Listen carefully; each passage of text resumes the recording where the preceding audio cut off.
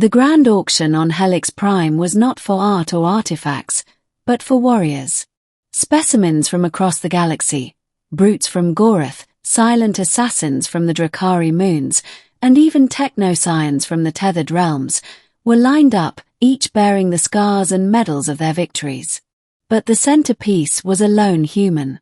He stood calm and still in the center of the crystal-lit chamber. 6'4", lean muscles coiled like steel under weathered skin, the human had no armor, no weapons, only the steady gaze of someone who had walked through fire and survived.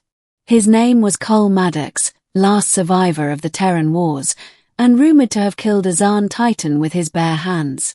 To most of the auction's elite, he was a curiosity. To others, a threat. But to the twin emissaries from the star empire of Lysarii, he was something else entirely. The sisters, Lysarii and Nyssa, approached him without fear. They were tall and elegant, with gleaming lavender skin and eyes like silver flame. Lysarii was the older, more dominant one, her presence sharp and imperial. Nyssa, younger by moments, had a softer gaze, though no less dangerous in her curiosity. "Is this it?" Nyssa asked, nose crinkling with intrigue. "He doesn't look like much." Vylarii's gaze narrowed. "They say humans are unreadable to psionics, immune to scent mapping, emotionally unstable, unbondable." Cole tilted his head slightly, lips twitching. "Is this an interview or a date?" The two sisters stepped closer, ignoring protocol. They inhaled deeply, an ancient Lysarii practice, using pheromone scent to read a being's intent, strength, and truth. They expected confusion. They expected chaos. What they got was a shockwave. A surge of instinct slammed into them, staggering both back a step. Nyssa gasped, clutching her chest. Vylarii's pupils dilated as if struck by lightning. What is that?" Nyssa whispered. Vylarii trembled. "The scent, it's pure. It's unfiltered will. Rage, pain, loyalty, purpose, and something else. A signal. His." She looked at him in disbelief. "His compatible." Gasps rippled through the auction chamber as the Lysarii twins, biologically engineered to sense potential mates among the strongest species, stumbled before a human. Cole folded his arms. "You ladies all right?" A red-robed official from the Trade Council stepped in nervously. "Respected emissaries, shall I escort the human away for examination?" "No," Vylarii snapped. "He belongs to us now."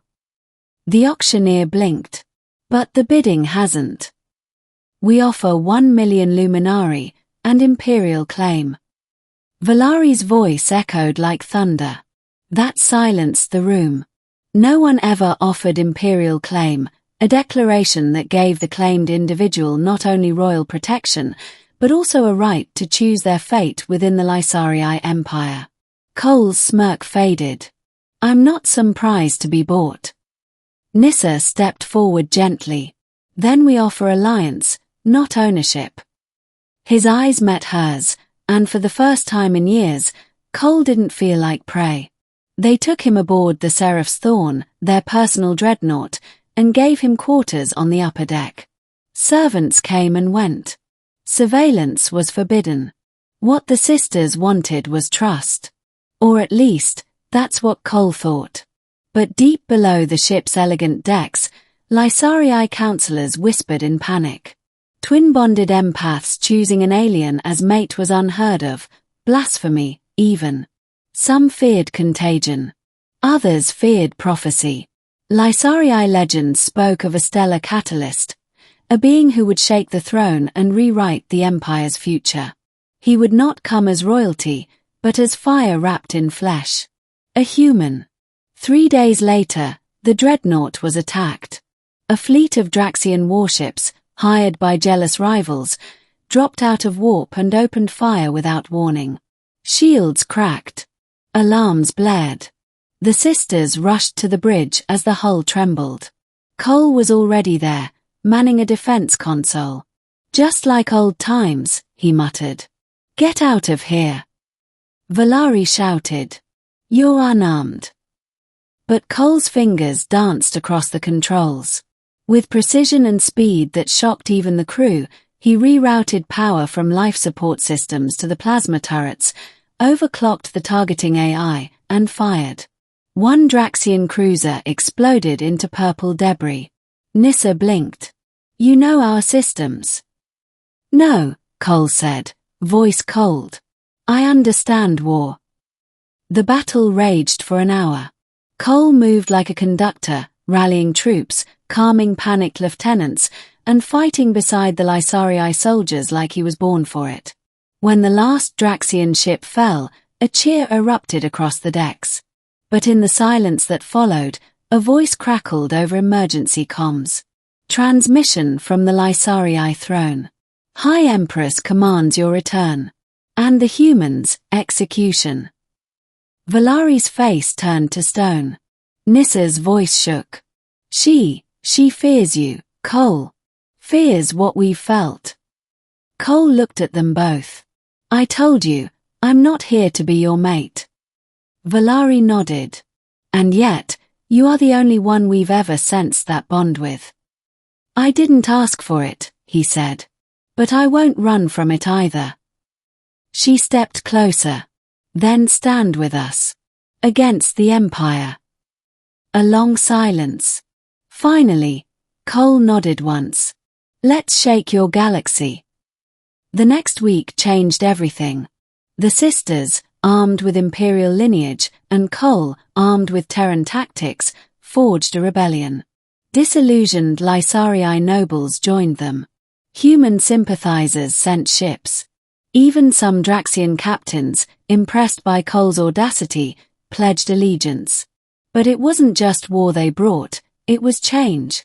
Cole taught the Lysarii how to fight without relying on instinct.